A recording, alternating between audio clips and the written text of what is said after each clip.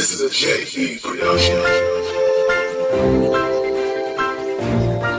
Second Records, Bulacan's finest production, finest production, finest production, finest production.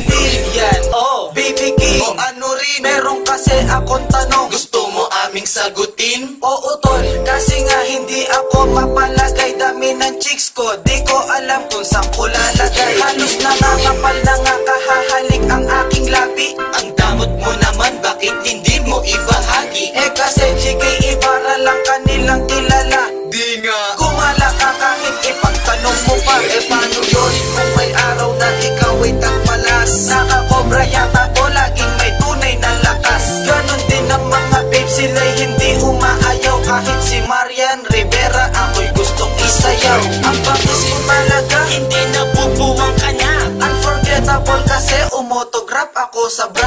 Haha, ang lupit, boy hindi pa yan sapat. Hirap pala ng ikay gwapo, lalo na't ikay sikat. Mahirap naman, mahirap naman, mahirap talagang maging gwapo. Mahirap naman, mahirap naman, mahirap talagang maging gwapo.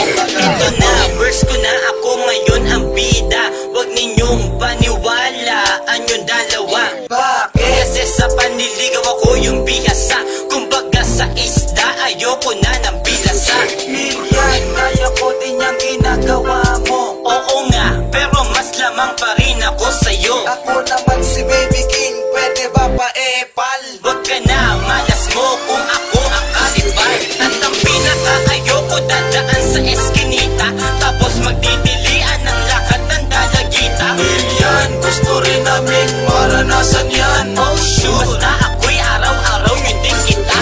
At ako ang heartthrob na Jericho Rosales. Agamulak Jake Rojas, sa mukha ko ay panis. Kumbaga sa bola, sila yung gustong laruan. Diyos ko, inindatan ko lang, ako'y tinabihan. Mahirap naman, mahirap naman, mahirap talagang maging gwapo. Mahirap naman, mahirap naman, mahirap talagang maging gwapo. Ibarra, Milyan, nakikita nyo ba yun? Ang alin? Magandang babae na nakatambay dun.